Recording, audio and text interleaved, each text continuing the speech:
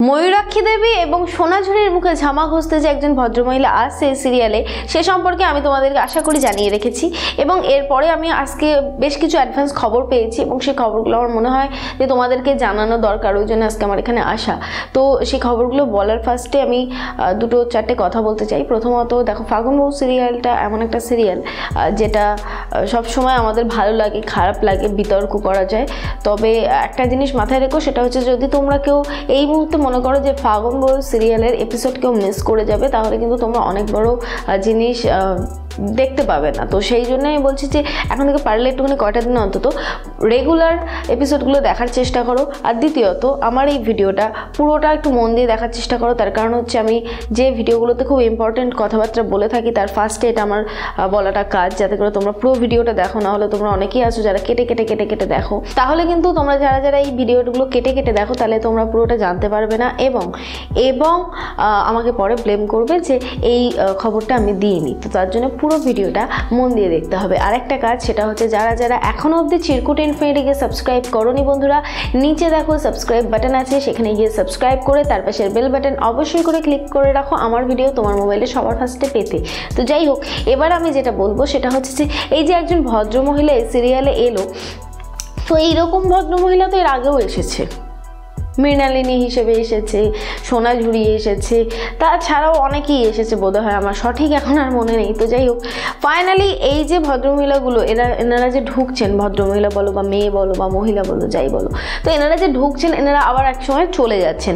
তো এইরকমই কি হলো, মানে এই যে ভদ্রমহিলা এবার আসতে চলেছে রোদ্দুরদের পরিবারে এবং একটা ঝড় তুলতে চলেছে, সেই ভদ্রমহিলা কি চলে যাবে নাকি থেকে যাবে? তো গোপন সূত্রে পাওয়া খবর বলছে যে যদি কোনো রকম কোনো প্রবলেম না হয় তাহলে হয়তো ইনি গল্পের শেষ অবধি থেকে যাবে অনুরূপের বউ হিসেবে এবং এনাকে নিয়ে খুব বড় একটা জলঘোলা হতে চলেছে। প্রথমত ময়ূরাক্ষী দেবী এই বিষয়টা মানতে নারাজ যে অনুরূপ তাকে না জানিয়ে বিয়ে করেছে এবং সেইটা নিয়ে সেই মেয়ের সাথে কিন্তু বেশ ভালোই যুদ্ধ বেঁধে যাবে। কিন্তু সেই মেয়ের কাছে কিন্তু সমস্ত প্রমাণ থাকছে এবং সেই প্রমাণগুলো যখন সে তুলে ধরবে সবার সামনে, তখন কিন্তু সবাই আর হয়তো কেউ কিছু বলতে পারবে না, কিন্তু তবু একটা তর্ক ঠেলে যাবে। কিন্তু মহুল রোদ্দুর কিন্তু বুঝতেই পারবে যে এই বিষয়টা হলেও হতে পারে, তার কারণ অনুরূপ যে ধরনের মানুষ এবং বাড়ির হয়তো অনেকেই বুঝতে পারবে, কিন্তু বুঝতে চাইবে না ময়ূরাক্ষী দেবী এবং সোনাঝুরি তো মানতেই চাইবে না। তো এই জন্য সোনাঝুরি অনেক ভেঙে পড়বে। মহুল তাকে বোঝানোর চেষ্টা চালিয়ে যাবে হয়তো যে অনুরূপ কী ধরনের মানুষ,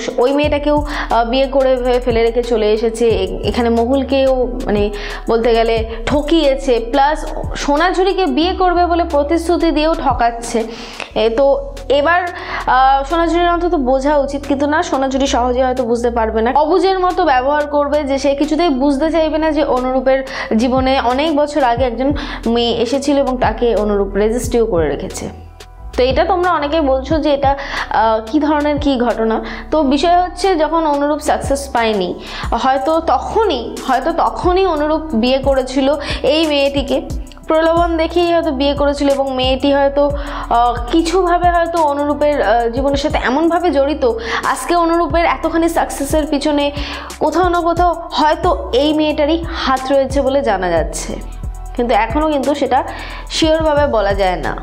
তবে অনুরূপ জেল থেকে যবেই ফিরে আসবে তবে যদি এই মেয়েটাকে দেখতে পারে তার সাথে সংসার করতে চাইবে না, এটাই স্বাভাবিক। কিন্তু কিভাবে বাধ্য হয়ে সংসার করতে হবে এই মেয়েটির সাথে সেটা জানতে গেলে তোমাদেরকে কিন্তু দেখতেই হবে সিরিয়াল ফাগুন বউ স্টার জলসা ও স্টার জলসা এইচডিতে ঠিক রাত্রির 8:30টার সময়। তবে হ্যাঁ বন্ধুরা, আমার মনে হয় এবার বেশ জমে গেল, তার কারণ হচ্ছে এতক্ষণ আমি সিরিয়াসভাবে খবরগুলো বলছিলাম, তবে এবার আমার খুব হাসি পাচ্ছে, তার কারণ হচ্ছে একটা ছেলে কতগুলো মেয়েকে ঠকাতে পারে আমি ঠিক ভাবছি। এবং যদি এটা এরকম হয়ে যায়, এই যে একটা মেয়ে এলো, এই মেয়েটা মোটামুটি বাড়ির সাথে যখন মিলে গেল, মিলে তালে সব মিলমিশ হয়ে গেল, তো তারপরে যদি আর একটা মেয়ে এন্ট্রি নেয় এবং সে যদি বলে আমার সাথে অনুরূপ 6 বছর আগে বিয়ে করে রেখেছে, আমার কাছে বিয়ের ছবি আছে, তাহলে আমার মনে হয় মন্দ হবে না। এবং সেও যখন মিলেমিশে যাবে তারপরে আরেকজন আসবে বাচ্চা সমেত যে এইটা অনুরূপের সন্তান, তাহলে আমার মনে হয় দারুণ হবে। এবং এটা বেশ এইভাবে যদি অনুরূপ হাফ সেঞ্চুরিও করতে পারে তাহলে আমি মনে করে নিতেই পারি যে কলিযুগের কেষ্ট। তো যাই হোক, সেটা নিয়ে সম্পূর্ণ আড্ডায় আর কি ছলে চলে যাচ্ছি আমরা। কিন্তু বিষয় হচ্ছে এখন সিরিয়াস মুভমেন্ট চলছে ফাগুন বউ সিরিয়ালে। এবার দেখার পালা যে ময়ূরাক্ষী দেবীর মন কতটা ভেঙে যায় এবং সোনাঝুরির মুখের কথা, এই যে এত ফটফট করছিল, এই কথাগুলো কত তাড়াতাড়ি থেমে যায়। তো আমাদের এই সবার প্রিয় কলির কেষ্টর জীবনের কতগুলো মেয়ে এখনও আসবে সেটা আমাদের সবারই অজানা প্রায়।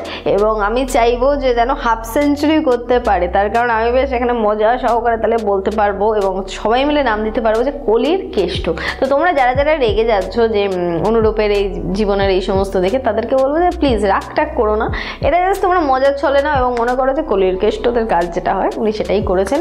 এবং এরকমভাবে যদি মেয়ে আসতে থাকে তাহলে আমার মনে হয় ময়ূরাক্ষী দেবীর এই যে সব কিছু থেকে একটা বিশ্বাস আলাদাভাবে তোলা ছিল অনুরূপের জন্য, যে অনুরূপ যাই করুক না কেন অনুরূপ খুব ভালো ছেলে, সে যত বড় দোষ করুক না কেন সে একেবারে গঙ্গা জলে ধোয়া তুলসী পাতা।